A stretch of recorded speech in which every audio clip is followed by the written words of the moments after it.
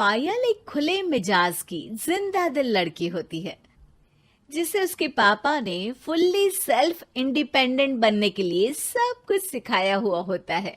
एक शाम पायल अपनी बाइक पर सीटी बजाते हुए कॉलेज से घर वापस पहुंचती है, जिसे देखते ही उसकी मम्मी गुस्से में पूरा घर सिर पर उठा लेती है। आ गई महारानी, बहुत बोलते थे मैं अपनी बेटी को सब कुछ सिखाकर दुनिया में मजबूती से खड़े रहना सिखाऊंगा, साथ में बेटी को लफंडर बनना भी सिखा दिया, ये नहीं बताया। क्या हुआ? आज ये कुकर इतनी सीटियां क्यों मार रहा है?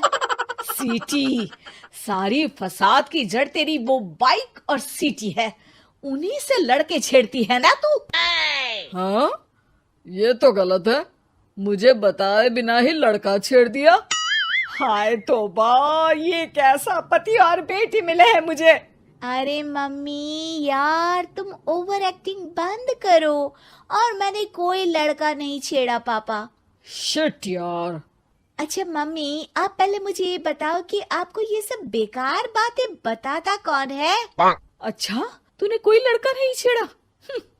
अरे वही शर्मा आंटी, वही बताती रहती है, पर उसकी खबर तो मैं खुद ले लूंगी। अच्छा मेरी प्यारी बेटी, थक गई होगी ना, जाकर आराम कर बेटा। अचानक मम्मी को गर्म से नरम होते देख के पायल और उसके पापा कंफ्यूजन में एक दूसरे को देखने लगते हैं। आंखों से कुछ इशारे होते हैं और पायल वहां से चुपचाप चली जाती है। जिसके बाद रात को घर में सबके सोने के बाद दोनों पापा बेटी छत पर मिलते हैं। क्या खबर लाए हो? अरे तुम्हारी मम्मी तो हमसे भी तेज निकली, कोई खबर नहीं मिली। क्या यार पापा, पता नहीं अब मेरी मदर इंडिया कौन सा बम फोड़ेंगी। इसी के साथ दोनों अपने कमरे में वापस जाकर सो जाते हैं। अगली सुबह पायल जैसे ही कॉलेज जाने के लिए तैयार होकर कमरे से बाहर निकलती है तो उसकी मम्मी उसे लड़के वालों के सामने ले जाकर खड़ा कर देती है। जी, ये है मेरी बेटी पायल, थोड़ी चंचल है लेकिन बहुत नेक दिल और होशियार है। देखते ही देखते कुछ घंटों में पायल और शुभम का रिश्ता पक्का हो जाता है, जिसके कुछ दिनों बाद पायल शादी कर अपने ससुराल पहुंच जाती है। सोचा था मम्मी कोई बम फोड़ेंगी, पर उन्होंने तो सीधा मुझे उम्र कैद की सजा ही दे दी। बहू, अब उम्र कैद समझो या बम, रहना तो यही है, निभाना यही है, इसलिए छिछोरी हरकतें बंद करनी होगी। है? ये आप क्या बात कर रही हो? मैंने क्या किया? इतने मासूम ना बनो, मुझे तुम्हारे कारनामों के बारे में सब अच्छे से पता है। ऐसा बोलकर सास तो वहां से चली जाती है, लेकिन पायल सोच में पड़ी वहीं खड़ी रह जाती है। जिस पर शुभम उसके पास आता है। तुम मम्मी की बात का बुरा मत मानना, वो पड़ोस वाली आंटी ने उन्हें तुम्हारी बाइक चलाना, सीटियां बजाते हुए घूमना, बेधड़क सबसे बात करना वगैरह जैसी कुछ बातें बता दी है, जिसे सुनकर उन्हें गुस्सा आ गया है। पर फिक्र मत करना, धीरे धीरे साथ रहने से वो भी ठीक हो जाएंगी। Thanks for your concern, but I don't care. Payal सीधा अपने कमरे में चली जाती है। अगली सुबह कॉलेज जाने के लिए तैयार हो सीटी बजाते हुए कमरे से बाहर निकलती है, जिसे देख सास गुस्से से तिलमिला उठती है। महारानी, शादी के अगले ही दिन ये हीरोइन बनकर कहाँ चल पड़ी? और ये लफंगों की तरह सीटियां बजाना बंद करो। ये हमारा घर है, कोई सड़क नहीं जहाँ तुम आवारागर्दी करती घूमो। मम्मी जी, सीटी बजाने और कंफर्टेबल कपड़े पहनने से लोग कब से आवारा बनने लगे? इसी के साथ सास बहू का युद्ध शुरू होने ही वाला होता है कि शुभम वहां पहुंच जाता है। माँ, उसका कॉलेज है इसलिए ऐसे तैयार हुई है। और पायल, तुम भी माँ को समझने की थोड़ी कोशिश करो ना प्लीज। सिचुएशन संभालकर शुभम और पायल घर से निकल जाते हैं। इसी तरह दिन बीतने लगते हैं, जिससे सास बहू की लड़ाइयों के बीच शुभम पिसता रहता है, लेकिन साथ ही वो दोनों एक दूसरे की आदतों को अपना भी लेती हैं।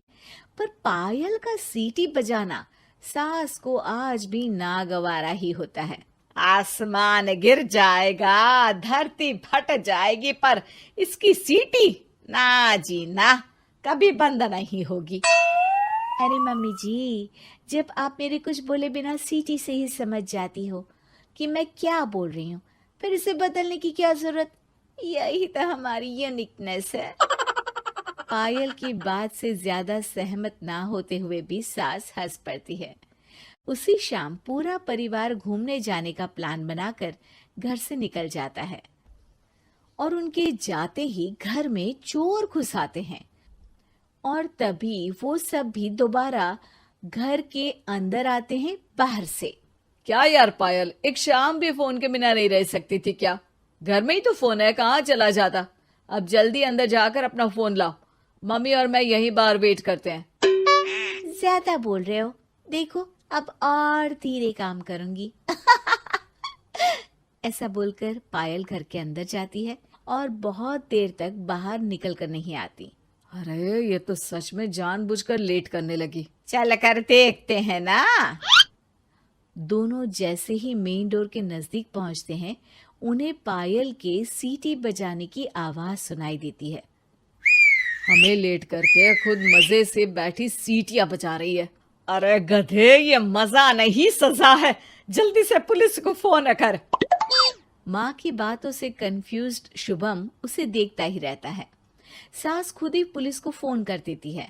कुछ देर बाद वो दोनों पुलिस के साथ घर के अंदर जाते हैं तो पायल एक कुर्सी पर बंधी होती है और सास को देखते ही दोबारा सीटी बजाने लगती है।